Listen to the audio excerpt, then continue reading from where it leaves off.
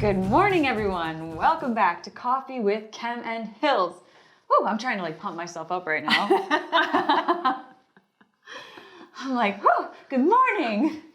It's definitely one of those mornings for sure. It's Yeah. been a slower Snail-paced sort of morning. Exactly. Oh my gosh. And my mom's actually leaving today, but she's been helping. Yeah. And oh my gosh, it makes such a huge difference. I don't realize how much I need the help until the help is there. Yes. And then I'm like, how am I doing this? How is this my reality without you? Like, this is crazy. Yeah, it is. But I mean, it's an interesting thing that I totally agree. My mom was here a couple of weeks ago for my daughter's spring break. And I was just like, how do I do this without you? Like, what? How do you function? And then you realize that for so long, people lived around their families because it really is super helpful to have your family around, to have this support system around. Gosh. Yeah, I know. I'm like trying to imagine how this is going to happen with 2 babies. Yeah. And I think it's like, because I just go into like, I don't know, like I become like a robot sort of. I just like do. You just get it done, right? And then until someone offers you that like bit of relief, you're like, oh. Yep, that's true. You go into like that mom mode of You like do. ticking things off, and you're like, okay, we're going to switch to this activity, and then this thing, and then it's feeding time, and then it's nap time. You almost don't even realize like that, you're just going and you just do it. You just get it done, don't you? Moms, we get it done. We get it done. All right, so today's first topic, well, all of the topics today revolve around real estate, but we're going to be talking about an article from the Motley Fool.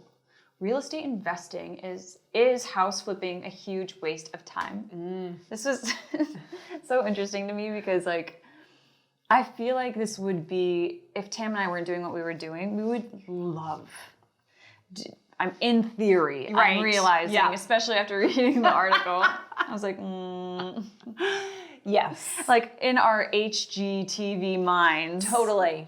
I mean, I think everybody feels like this. They could and should do this thanks to HGTV. I know.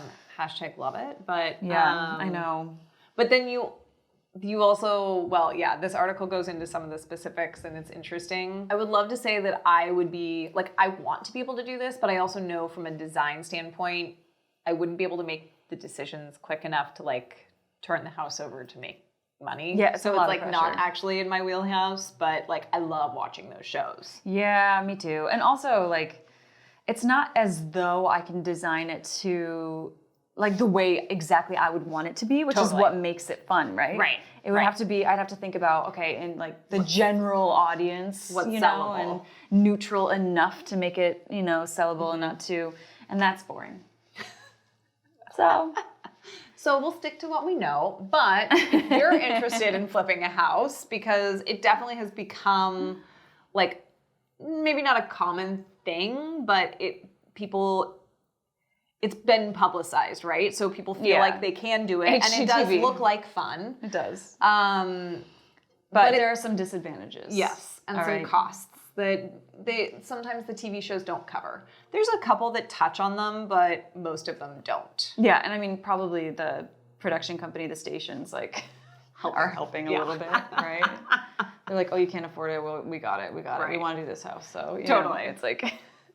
But there's a lot of upfront cash when it comes to flipping a house with buying materials, paying laborers, fixing up the property taxes, and insurance. Not to mention, right now, the cost of materials and everything is like... labor is it's so high. So high. Yeah, we wanted to do an addition on our house now that we have this little one coming. And really, it was just to like build a really nice bedroom with ensuite for my husband and I, but it would also like free up one of the beds. Yeah, right? Exactly. Win-win. Big closet, you know what I mean? But we talked to some, different contractors and things like that to get the price. And it's like, I mean, the difference in cost right now for materials is out of control. So we're just going to wait it out. Yeah, totally. Yeah, it's nuts. Makes sense. Yeah. Yeah, I mean, and there's also the risk of loss with putting all this money in up front. And and maybe you don't sell the property. Right. Or you don't sell it for as high as you actually need to cover all the costs that you're putting into it. Right. Or So you don't sell it in a timely fashion, so then more money is going out to cover the costs of the property. Yeah. And it's just draining your bank. And then I learned about this. This was a new thing for me, was you could also incur high tax bills. Oh yeah, I didn't know this either. If you sell it within a year, right, which you typically want to sell these quickly, right? Because the carrying costs of paying the mortgage every month and all the extra things that go into it, until it's sold, that's on you. But if you sell it within a year, you pay short-term capital gains on it, which is your ordinary income tax, versus if it's over a year that you've held the property, it's long-term capital gains. So there's pros and cons to selling it earlier. Totally. I think these are things that you have to keep in mind. Right. You need to keep in mind closing costs for buying and selling it. The capital, like the taxes you're going to have to pay on it. Like these things that they don't always talk about in the shows. No, when you're thinking about doing up the property. You're just thinking about what backsplash you want. Right, exactly. There are big opportunity costs. The money that is tied up in the house can't do other things at this time while you wait for a buyer. Yep. That's very true as well. Like you can't, your money isn't going to be growing somewhere and hoping that the perfect buyer is going to come around. Yeah.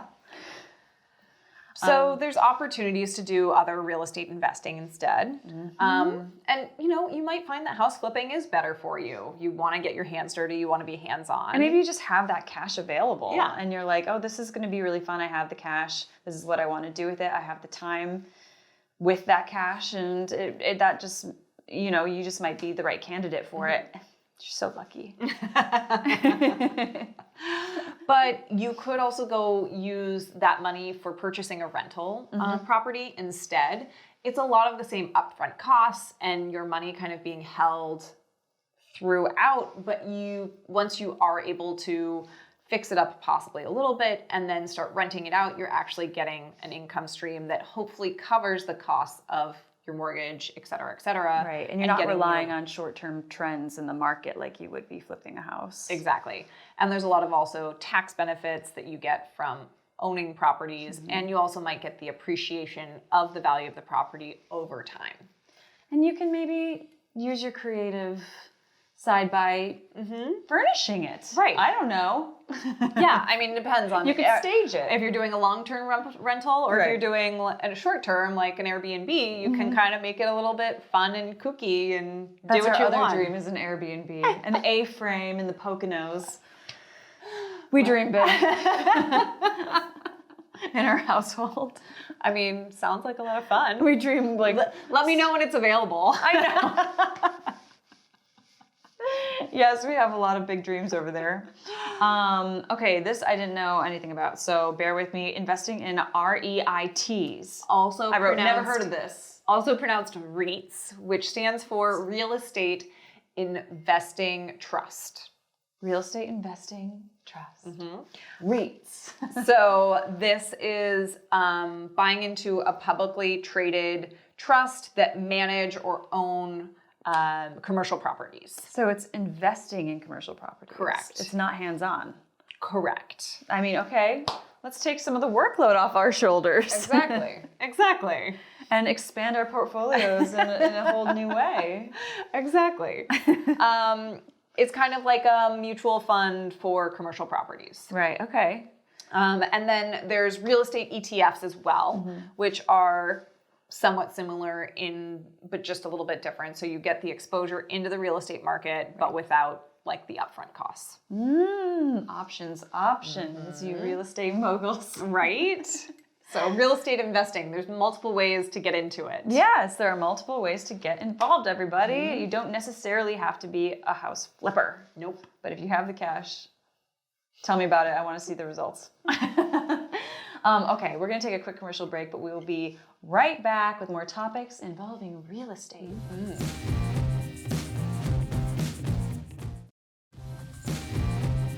Welcome back, everyone. All right, our next article that we will be talking about is from Forbes, and it is 3 considerations to help you take the plunge into private real estate. All right. So for those looking to invest in commercial real estate for the first time, here are a few key considerations to keep in mind. First one being, be realistic, okay? Be realistic. What investment is right for you? And I think part of this is doing your research, right? So This article really focuses on that. yes. They're like, take this as an opportunity to learn about the ins and outs. Exactly. So learn some of the terms, which I learned. So the capitalization rate, the net operation income, so NOI, as well as the IRR, which is the internal rate of return. So when you're investing in things like REITs or in real estate ETFs, like making sure that what you are investing in, or other commercial, if you're going into a commercial real estate venture with friends or family or strangers, whatever the case may be, that you are investing, you understand what you're investing in. Like, understand the terms. Know what the heck you're doing. Yeah. Because I think it's definitely important to be able to understand what people are saying. Because if they're talking in these, if they're saying the NOI, or like, you're like, sorry, what? Right, don't let them intimidate you into pretending you know what they're saying. Learn, like, ask the questions. Because it is very easy, because they can speak to you so nonchalantly, like, of course you know this. Right. You know, abbreviation. And you're like, yeah, I know that. And we all know how Kristen feels about abbreviations. Yeah, I don't like it. I don't like it. It's not my world. The article also said, don't expect to time the market and jump on the first deal that you see. Right.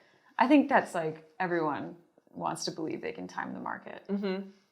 But in reality, especially investing in real estate is typically a longer term investment. Right. So you probably won't necessarily see a return within 4 to 7 years. Yeah, that's a while. So making sure that the investment you're putting in actually is the right one for you, which is what we talked about, but also, you know, don't always take the first one that comes across your desk, like or across your computer or email, whatever. Right. Be patient, take your time, and make sure that it's the right one for you. Exactly. Be proactive. Who is the best manager for your investments? So keep in mind their performance, their experience. You know, talk to multiple, you know, managers to make sure that they're the right fit for you. Oh, it's like finding your lender. Right. Except I don't think you necessarily have to pick, like, get multiple offers in one day. Right. You do with the lender. Like 3 in a day. Yeah. You have a little bit more time. And making sure, as you're looking at different managers and their performance and their experience, how have they performed over multiple market cycles? So maybe they've been really good this last market cycle, but like really probably wasn't that hard not to be. So how did they perform in the last like downturn? So, you know, within, you know, decide and look at it across multiple managers. Yes, and aim to work with a manager who is transparent throughout the investment process. Financial transparency. This is, you want this within your household and with, you know, your managers that you're working with. Exactly. And especially if you're new to the game, working with somebody who believes in education and being upfront with you. And teaching you. And teaching you the ropes. Like, that's more trustworthy than somebody who's like talking to you in jargon and like talking at you. Yeah. And you're like, yeah. Exactly. Next, be knowledgeable, which is what we've been stressing. How should you invest now? It's never too early to start learning about the variables that impact real estate performance. It's never too early.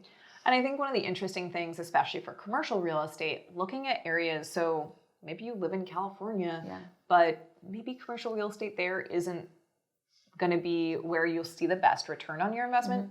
I don't know. I haven't done this research, so don't like take that to heart. But someone's like, oh, I was just about right. But looking at areas where there is more infrastructure going into place to then attract more businesses and therefore more commercial commercial real estate, Right. rates will appreciate a little bit better for you than, say someplace that's already established and doesn't have room to expand. Right. So they gave the example of Charlotte is expanding and improving their airport, which will then probably allow more businesses to work in the area, and therefore it might be a good place for So be commercial investment. strategic. Yeah. And it might not be in your backyard. It might be someplace else. Yeah. Yeah. Huh. I'm ready. I'm ready to take the plunge into private investing. But yes, the bottom line is the stock market volatility is drawing more investors towards private investing. And it is volatile, as we've learned. Yeah. Yes. In the combination of inflation and the volatility of the market is Materials, certainly everything. It's making people look at other ways to invest. And, private real estate might be a good place for you, especially if you have a longer period of time for your money to grow. yeah. And the patience. the patience. Yes. That is key. Not like my toddler who asks, "Are we there yet? Are we there yet?" Every 2 minutes. Yeah. My 1-year-old who just goes, Oh my God. What? On that note, we are going to take a quick commercial break and we will be right back to remind you of what shows are airing today on ROI TV. Welcome back, everyone. I just wanted to remind you not to miss today's episodes of Cunningham Legal, Mortgage Q&A with AJ, Medicare School, and Elder Needs Law. You can catch all these episodes, obviously, on ROI TV. Where can you catch them, though? Roku, Amazon Fire TV, Apple TV, or on your phone on Apple or Android systems. Have you memorized this yet, people? You won't want to miss these episodes. They're all great episodes. And we will see you tomorrow with another episode. How many times can I say episode? I don't know. Episode! A lot. We will see you tomorrow for another episode of Coffee with Kim and Hills.